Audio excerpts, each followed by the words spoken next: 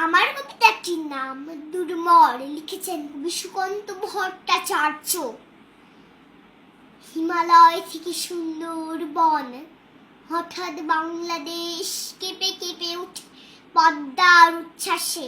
সেই কোলাহলের ঊর্ধ্বস্বরের আম্পাই উদ্দেশ, জলে ও মাটিতে ভাঙনের বেগ আসে। হঠাৎ নিরহ মাটিতে কখন জন্ম নিয়েছে সচেতনতার ধান। গত অকালের মৃত্যুকে মুছে আবার এসেছে বাংলাদেশের প্রাণ।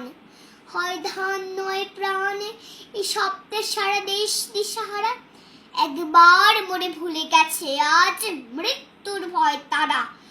সাবাস বাংলাদেশ, এই পৃথিবী অবাক তাকিয়ে রয়।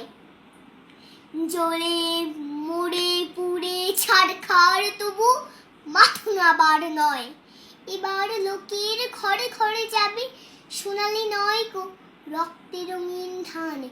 দেখবে সকলে সেখানে জ্বলছে দাউ দাউ করে বাংলাদেশের প্রাণ।